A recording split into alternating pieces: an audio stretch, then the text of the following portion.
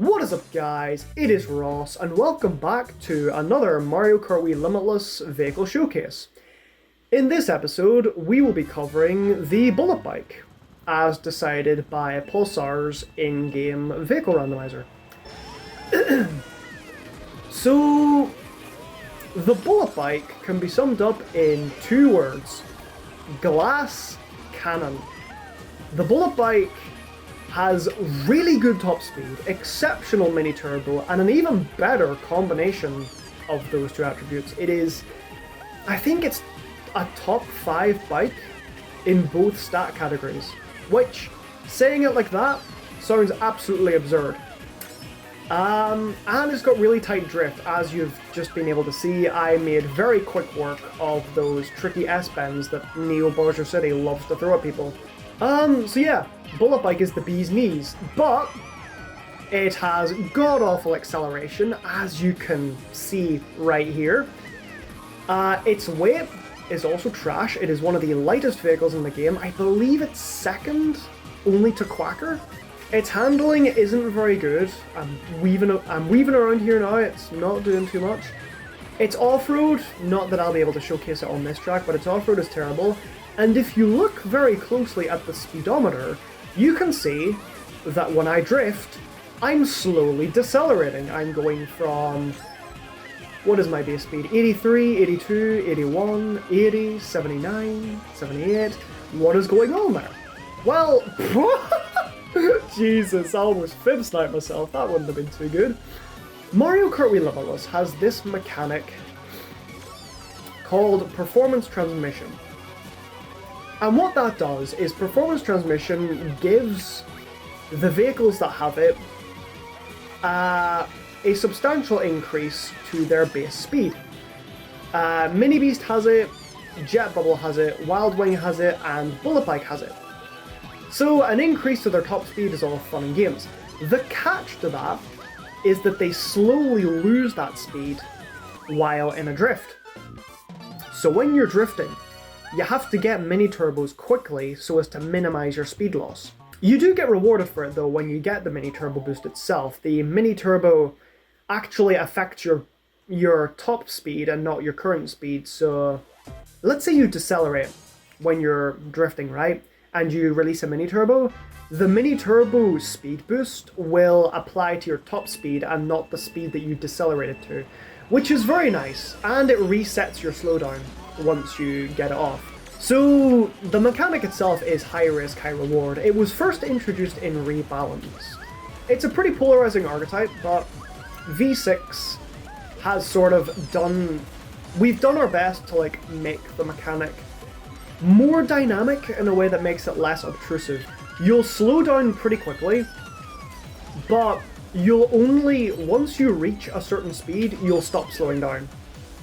Which I think is a pretty good sort of middle ground between those that don't want the mechanic intruding on their game plan versus those who like the mechanic and want a high-risk, high-reward dynamic to juggle their game plan around, basically. Of course, Bullet Bike's bad excel means that if you miss a mini-turbo like I just did, getting back up to speed can be quite painful. That's not so much the fault of the mechanic and more so Bullet Bike just being a glass cannon.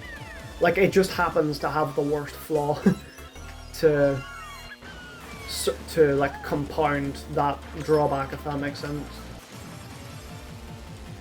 So yeah, as you can see here, I don't want to be taking off-road shortcuts with this thing. Very bad off-road. Completely leaves it wide open. Next race, I'm going to hold back just to showcase how difficult life can be for Bullet Bike in the thick of a pack. You get bumped around so much, and you get punished so hard by items. Bullet Bike's salvation is its drift stat, and its status is inside drift, which means you have impeccable mobility to weave around people. But when you get clipped, you're as good as done, and I will hopefully be able to showcase that in the next race here. Desert Fort. Yeah, this track works. I can hopefully put this thing's mid-pack volatility to use. That bomb didn't hit me, really? I slowed down for it and everything. Damn. Oh, that is not how you do that. You know what, that's fine though, this is what we want. This isn't what I want. You can get hit by bullet bills on any vehicle, this isn't proving anything. Whoa, hello there, Bowser. So yeah, even when I shroom into like the Piranha Perler there, you can see that they barely moved at all, and I in fact moved a lot. Against CPUs, I think that's about as good of a fucking showcase of this as I can get, so I'm just gonna... Why? I saw the POW coming. Why did I commit? Oh my goodness. Oh, hello. I see you guys, I see you.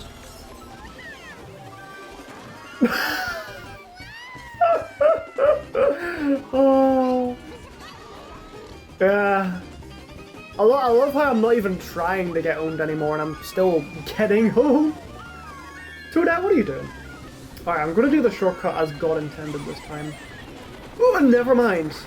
The shock just happens at the most bullshit spot imaginable. Oh yeah, one thing I neglected to mention, Bullet Bike is also pretty bouncy. Oh no! We changed suspension values for a lot of bikes in Limitless to make them less bouncy, in a way that you can still capitalize on bounciness for tech. What would be the best way to explain this? They're still bouncy in a sense, but not to the obtrusive levels that they are in vanilla. So you can still do the funny tech stuff, but it shouldn't be race-endingly terrible anymore. And on Bullet Bike in particular, this is very noticeable.